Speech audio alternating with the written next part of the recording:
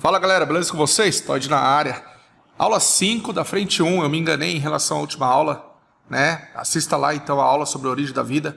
Eu disse que seria a última aula da frente 1, mas na verdade existe a aula 5. Isso, essa aula 5 vai abordar aí os compostos químicos, orgânicos e inorgânicos, beleza? Não conhece esse canal? Se inscreva nele, deixa seu like, avisa os colegas. Decifrando o material do Poliedro. Parabéns à equipe Poliedro, um excelente material com muitos exercícios e uma teoria robusta. Pergunta pro Todd, é o seu canal que está começando agora.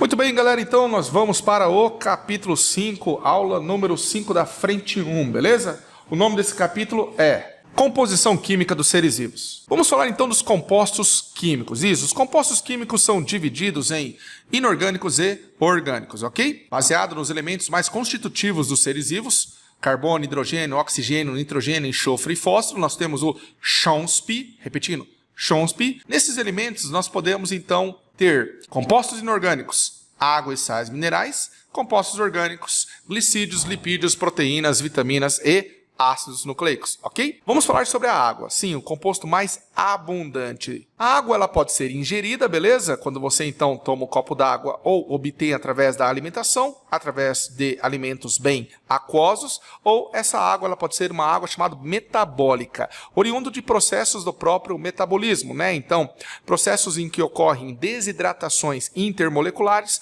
acaba liberando essa água que é chamada de água metabólica. A soma das duas vão compor a água que tem numa célula, num corpo, num ser. A água possui várias funções. Uma delas é dissolvente universal, beleza? Ou seja, consegue dissolver a maioria das substâncias. Além disso, nós temos como ação lubrificante. Veja bem, nas articulações ósseas, entre os encontros dos ossos, temos água atuando como lubrificante. Isso é fácil, clássico. Transporte. Sangue está aí para falar que transporta substâncias dissolvidas e as seivas das árvores também, seiva bruta principalmente, que é feita de água e sais minerais. Outra função da água é termorreguladora, regulando então a temperatura, uma vez que a água apresenta elevado calor específico. Resumidamente, corresponde a grande quantidade de energia absorvida para variar a temperatura em 1 grau Celsius, ok? Termorreguladora, nós temos o suor, por exemplo, que acaba resfriando a pele quando a temperatura se eleva, e algumas plantas xerófitas, como cactos, que vivem em regiões extremamente quentes,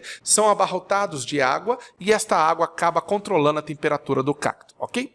Outra função importante é que ocorre as chamadas reações de hidrólise, onde a água se faz necessária como reagente. Tudo bem? A água ela também pode variar, ter a sua variação conforme a idade, conforme o metabolismo e conforme a espécie. Veja bem, quanto mais velho for o indivíduo, menor a porcentagem de água. Quanto mais novo for o indivíduo, maior a porcentagem de água. Então são grandezas inversas.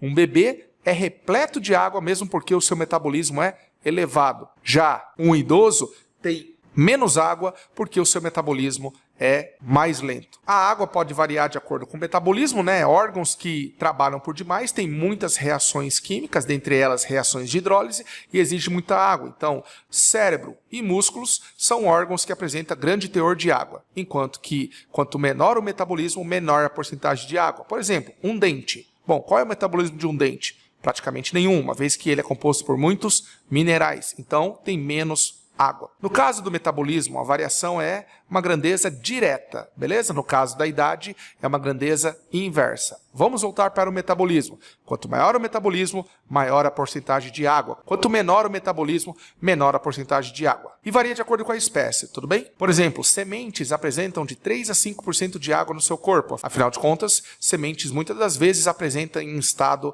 latente, latência, dormência, quiescência. Temos também a água viva, que apresenta cerca de 97% de água no seu corpo. Um outro composto inorgânico é o sal mineral, ou seja, sais minerais. Os sais minerais, eles podem ser solúveis, dissolvidos em meio aquoso, por exemplo, sangue apresenta grande concentração de sais, além do que no interior da célula, no citoplasma, também encontramos sais dissolvidos, e o sal pode ser insolúvel ou imobilizado em determinadas estruturas, como por exemplo em ossos e dentes, ou se tratando de outros animais, por exemplo, conchas de moluscos, como as ostras, ok? Esses sais podem ser do tipo, vamos lá, cálcio. Cálcio é um sal mineral que vai compor ossos e dentes, então ele tem uma função estrutural, mas o cálcio também pode estar parcialmente dissolvido, auxiliando aí no processo de coagulação sanguínea, bem como nas contrações musculares, ok? Temos o ferro. O ferro, ele é um sal mineral importante e ele vai formar pigmentos como a hemoglobina, que transporta gases no sangue, e a mioglobina, que transporta gases no músculo. O ferro também está presente em citocromos, que são enzimas respiratórias encontradas no interior de cristas mitocondriais. O iodo, galera, outro sal mineral importante encontrado no sal de cozinha iodado do Brasil e frutos do mar. O iodo é importante porque ele vai compor hormônios da tireoide, T3 e T4. Vejam bem, T3, triiodotironina, T4, tetraiodotironina. São hormônios que aceleram o metabolismo de repouso ou metabolismo basal, ok? Magnésio, outro sal mineral importante, vai formar estrutura como ossos e dentes. Além do que, o magnésio compõe um pigmento encontrado na planta, responsável pela fotossíntese. Esse pigmento chama clorofila. Sódio e potássio, sais minerais importantes relacionados com a osmorregulação, ou seja, regulação osmótica do corpo. Além do que, fazem parte da eletricidade dos neurônios, o impulso nervoso. Se você já ouviu falar de bomba de sódio e potássio, está aqui a importância do sódio e do potássio, ok? E os nitratos são importantes, fontes de nitrogênio para compor determinados elementos, como aminoácidos, ácidos nucleicos. Afinal de contas, DNA e RNA, que são ácidos nucleicos, vão ser formados por bases nitrogenadas, ok? Além do que, o nitrato ele forma também o ATP. Vamos falar de carboidratos? Carboidratos, açúcares, glicídios, glucídios, as chamadas oses. Nem toda ose é um açúcar. Por exemplo, osmose não é um açúcar, é um processo relacionado a transporte de solvente. Glicose é um bom exemplo de carboidrato. Afinal de contas, a glicose é formada por C6H12O6. A glicose ela pode ser encontrada na forma fechada, mas nós representamos também na forma aberta, onde percebemos que apresenta uma função orgânica chamada aldeído com as hidroxilas. Portanto, ela é um poliálcool aldeído. Veja nas configurações fechadas, porque pode aparecer no vestibular tal configuração. A carbonila do aldeído acaba se ligando depois ao carbono 5, fechando o ciclo, ok? Dentre as classificações dos carboidratos, nós temos as seguintes, de acordo com o número de carbonos e de acordo com as unidades monoméricas, ok? De acordo com o número de carbonos, temos pentoses e hexoses, que são os mais comuns. As pentoses são carboidratos com 5 carbonos, enquanto que as hexoses apresentam 6 carbonos. As pentoses mais famosas são ribose, que vai compor o RNA, e a desoxirribose, que vai compor o DNA. Dentre as hexoses, nós temos a glicose, frutose e galactose, ok? Que apresentam 6 carbonos na sua constituição. É natural que tanto para a glicose, quanto frutose, quanto para a galactose, elas são isômeros de C6H12O6. Valeu? Bom, em relação às unidades monoméricas, nós temos monossacarídeos, quando é composto apenas por uma unidade, disacarídeos, quando é composto por 2 unidades, e polissacarídeos, quando apresentam muitas ou várias unidades. Os monossacarídeos mais famosos são glicose, frutose e galactose novamente. Percebam que elas se repetem, afinal de contas são classificações diferentes. Já os disacarídeos mais famosos, que vêm da união de 2 monossacarídeos, são sacarose, lactose e maltose. A sacarose é um disacarídeo que vem da união de glicose mais frutose. A sacarose você encontra na cana-de-açúcar. A lactose é um disacarídeo que vem da união de glicose mais galactose, que você encontra no leite. A maltose é um disacarídeo que você apresenta a união de glicose mais glicose. Você encontra em determinadas sementes, é o açúcar do malte. As ligações entre glicoses e outros monossacarídeos são chamadas de ligações glicosídicas. Repetindo, ligações glicosídicas, ok? Os polissacarídeos mais famosos são glicogênio, amido, celulose e quitina. Glicogênio e amido são reserva energética, sendo que o glicogênio é reserva energética de animal. Apresenta 25.000 glicoses, ligadas por ligações alfa-glicosídicas, encontradas em músculos e fígado. Então existe o glicogênio muscular e o glicogênio hepático, reserva energética. O amido é reserva energética de vegetal, encontrado em vegetais, estrutura como raízes. As batatas, por exemplo, apresentam alta concentração de amido, que é um polissacarídeo com mais ou menos 1.400 glicoses ligadas por ligações alfa-glicosídicas. Já a celulose é um polissacarídeo estrutural, plástico, encontrado na parede celular de vegetais e que compõe a madeira. É formado por mais ou menos 4.500 moléculas de glicoses. Essas glicoses são ligadas por ligações beta-glicosídicas. E temos a quitina, polissacarídeo nitrogenado, resistente, encontrado no exoesqueleto de artrópodos, como insetos. Apresentam mais ou menos 5.000 moléculas de glicose na molécula de quitina, com função estrutural. Vamos para os lipídios. Lipídios ou lípides, também chamados de óleos e gorduras. Vejam bem, são ésteres de ácidos graxos. Exatamente. Reagindo ácidos graxos com álcoois, nós temos o lipídio. Essa reação é chamada de reação de esterificação. A propriedade mais clássica dos lipídios é que apresentam baixa solubilidade em água. Repetindo, baixa solubilidade em água, ok? Dentre os glicerídeos, óleos e gorduras, podemos ter nos adipócitos, células encontradas em mamíferos, por exemplo, formando o panículo adiposo, ou hipoderme, ou ainda tela subcutânea. Adipócitos são células que armazenam lipídio sob a forma de glicerídeo. Os triglicerídeos são aqueles formados por 3 cadeias de ácidos graxos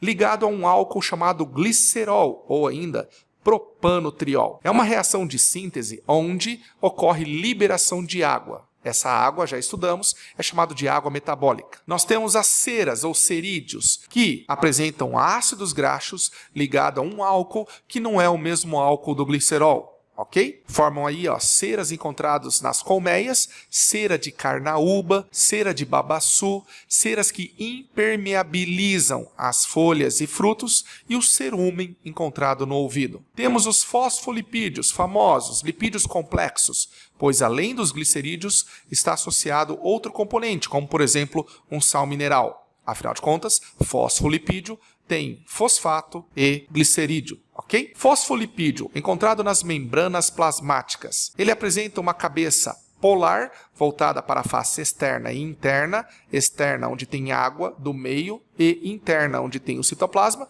e apresentam 2 caudas, ou seja, é a porção hidrofóbica. Então, o fosfolipídio ele tem uma porção polar hidrofílica e apolar hidrofóbica, assim formando uma bicamada de fosfolipídio que compõe a membrana plasmática ou plasmalema, e ela sendo semipermeável ou com permeabilidade seletiva. E temos os esteroides, que, por exemplo, a matéria-prima é o colesterol. Esse colesterol vai compor hormônios, como por exemplo, testosterona e estrógeno. Ok? Vamos para os exercícios. Questão 1. Os adubos inorgânicos industrializados, conhecidos pela sigla NPK, contêm sais de 3 elementos químicos, nitrogênio, fósforo e potássio. Qual das alternativas indica as principais razões pelas quais esses elementos são indispensáveis à vida de uma planta? Letra A. Nitrogênio é constituinte de ácidos nucleicos e proteínas. Correto. Fósforo é constituído de ácidos nucleicos e proteínas. Não. Proteína? Não, galera. Ácido nucleico? Sim. Tá errado, beleza? B. Nitrogênio atua no equilíbrio osmótico e na permeabilidade celular? Não. Equilíbrio osmótico tem a ver com sódio e potássio. C. Nitrogênio é constituinte de ácidos nucleicos e proteínas? Correto. Afinal de contas, proteínas são formadas por aminoácidos. Fósforo é constituído de ácidos nucleicos? Correto. Potássio atua no equilíbrio osmótico e na permeabilidade celular? Perfeito, galera. A resposta correta é a letra C. Questão 2. Associe os elementos químicos da coluna esquerda com as funções orgânicas da coluna direita. Por favor, vamos olhar a coluna direita. Formação do tecido ósseo. Isso tem a ver com cálcio. Cálcio número 4. Transporte de oxigênio. Tem a ver com ferro. Ferro número 6. Então nós ficamos com 4 e 6. Opa, galera. Já podemos matar a questão, né? Mas vamos continuar? Assimilação de energia luminosa. Tem a ver com magnésio. Número 1. 4, 6 e 1. Próximo, equilíbrio de água no corpo. Tem a ver com sódio. 4, 6, 1 e 5. Transmissão do impulso nervoso. Opa, tem a ver com potássio, bem como sódio também. Por eliminação, a sequência numérica correta é 4, 6 e 1, 5, 2. 4, 6, 1, 5, 2. Letra C. Questão 3. O fósforo branco, P4, é tão reativo que deve ser guardado em água para não se inflamar espontaneamente. Então você tem uma reação aqui, ó, P4 mais oxigênio, formando P4O10 mais calor. O fósforo vermelho, muito mais seguro, encontra-se na lixa da caixinha de fósforos. Quando riscado, transforma-se em P4, que pega fogo.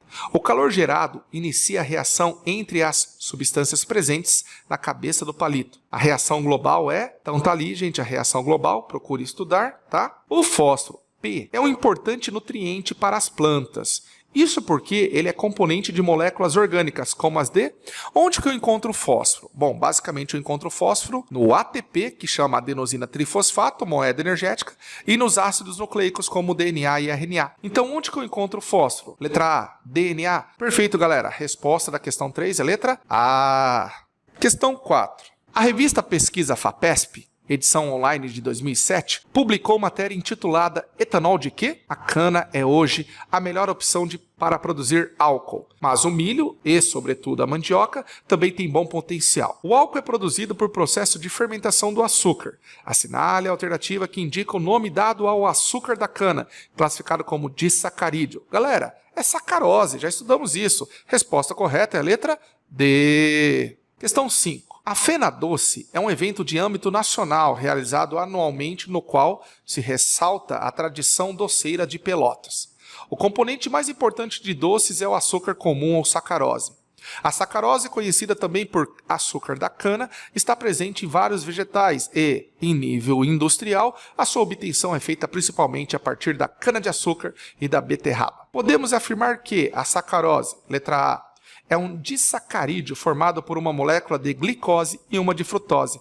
Perfeito. Resposta correta é a letra A. Questão 6. Os polissacarídeos, açúcares complexos, são nutrientes de origem vegetal e no homem apresentam-se como substância de reserva na forma de, homem ou animal, encontrado em músculos e no fígado encontramos o glicogênio. Resposta correta é a letra D. Questão 7. Sabe-se que o carboidrato é o principal fator a contribuir para a obesidade, por entrar mais diretamente na via glicolítica, desviando-se para a produção de gordura se ingerido em excesso. Uma refeição composta de bolacha, amido processado industrialmente, e vitamina de sapoti, rico em frutas, leite, rico em lactose, e açúcar, sacarose, processada industrialmente, pode contribuir para o incremento da obesidade. Incremento quer dizer aumento, tá, galera? Por ser, conforme a descrição acima, visivelmente rica em letra A, lipídio? Não. B, proteína? Não. C, glicídio? Perfeito. Lactose, frutose, amido e sacarose são glicídios ou açúcares. Letra C. Questão 8. O destino de uma molécula de celulose presente nas fibras encontradas na alface ingerida por uma pessoa numa refeição é... Bom, os animais não conseguem digerir a celulose, nós somos incapazes de produzir uma enzima chamada celulase. É claro que alguns animais, chamados de ruminantes, apresentam bactérias que digerem a celulose para eles. Essas bactérias, sim, são ricas em celulase. Então, qual que é o destino da celulose? As fibras. Bom, nós não conseguimos digerir, não é verdade? Então, letra A, entrar nas células e ser queimada nas mitocôndrias? Nada a ver. B, ser desmontada no tubo digestório? Não. A celulose não é desmontada. Nós não temos a celulase. C, servir de matéria-prima para a síntese da glicose? Nada a ver. D, entrar nas células e ser utilizada pelos ribossomos? Nada a ver. E, ser eliminada pelas fezes, sem sofrer alterações no tubo digestório. Beleza. Resposta, letra E. Questão 9. Quanto mais se investiga, mais assustador fica o escândalo dos remédios falsificados. A empresa é acusada de ter produzido quase 1 milhão de comprimidos de farinha, como sendo o medicamento Androcur, usado no tratamento de câncer de próstata. O principal componente químico da farinha é o amido, que é letra A, lipídio? Não. B, poliéter? Não. C, peptídeo, que é proteína? Não. D, poliéster? Não. E, polissacarídeo? Perfeito, galera. A resposta correta é a letra E amido é um polissacarídeo de reserva. Questão 10. Os lipídios apresentam importantes funções nos seres vivos, destacando-se entre eles os triglicerídeos. Apresenta uma molécula presente na formação de um triglicerídeo. Letra A, um monossacarídeo? Não. B, aminoácido? Não. C, glicerol? Perfeito, galera. O que é um triglicerídeo? É quando eu associo 3 ácidos graxos a uma molécula de glicerol ou propanotriol, liberando água para isso. Então a resposta correta é a letra C. Questão 11. Os lipídios são substâncias insolúveis em água e solúveis em solventes orgânicos que desempenham diversas funções nos seres vivos. Um dos importantes papéis dos lipídios nos seres vivos é, letra A, atuar como catalisadores biológicos? Não, isso é enzima.